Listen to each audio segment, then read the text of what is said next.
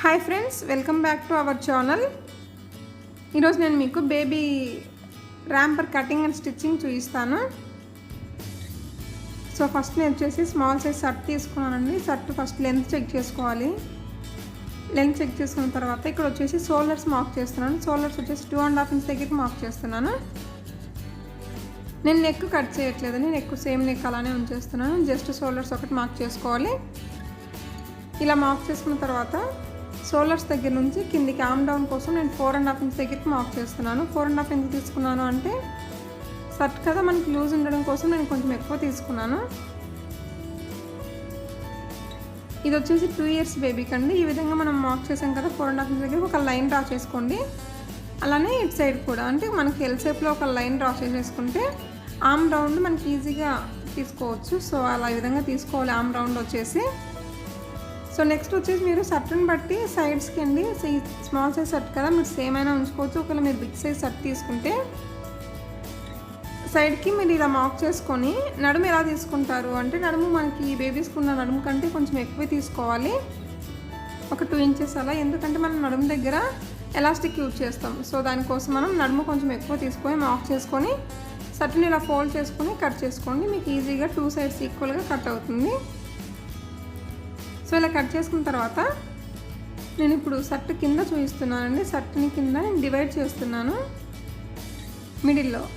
ఇట్లా V shape return చేస్తే మనకి వీ షేప్ ఎలా ఉంటుంది, సో అలా మీరు డ్రా చేసుకొని కట్ చేసుకోండి. నేను కట్ చేశాక మీకు క్లియర్గా అర్థమవుతుంది. సో ఏంటంటే మనం ఇక్కడ డివైడ్ చేస్తున్నాము. ఓకే, అర్థమైంది కదా, మీరు చూస్తే మీకు అర్థమవుతుంది.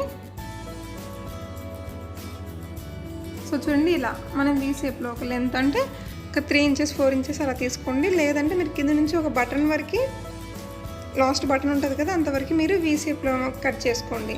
నెక్స్ట్ వచ్చేసి నేను ఎలాస్టిక్ ఎక్కడ యూజ్ చేయాలనేది నేను ఇప్పుడు మార్క్ చేశానండి. మనం పైన షోల్డర్స్ దగ్గర నుంచి బాడీ పార్ట్ మనం ఎలాస్టిక్ ఎక్కడి వరకు యూజ్ చేస్తామో అక్కడి వరకు మార్క్ చేసుకోండి. నేనైతే 10 inches వరకు మార్క్ చేశాను.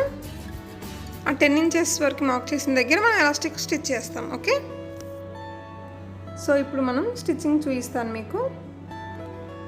ఎలా అంటే మనం జస్ట్ ఆర్మ్ రౌండ్ కట్ చేసాం కదా, అదంతా మనం సైడ్కి ఫోల్డ్ చేసుకొని స్టిచ్ చేసుకోవాలి. 2 sides స్టిచ్ చేసుకున్న తర్వాత మనం సైడ్ కూడా స్టిచ్ చేసుకోవాలండి. ఇక్కడ చూస్తున్నాను చూడండి, జస్ట్ మనం క్లాత్ని ఫోల్డ్ చేసి స్టిచ్ చేసుకోవాలి. నెక్స్ట్ వచ్చేసి సైడ్స్ కూడా స్టిచ్ చేసుకోవాలి. తర్వాత మీరు కింద ఫోల్డింగ్ చేసుకోండి. ఒకవేళ ఫోల్డింగ్ లేకపోతే ఖచ్చితంగా కింద ఫోల్డ్ చేసుకొని వీ షేప్లో ఉంది కదా, దాన్ని స్టిచ్ చేసుకోవాలి. ఓకే, ఇప్పుడు నేను అది కూడా స్టిచ్ చేశాను. రిటర్న్ చేసి చూపిస్తాను మీకు.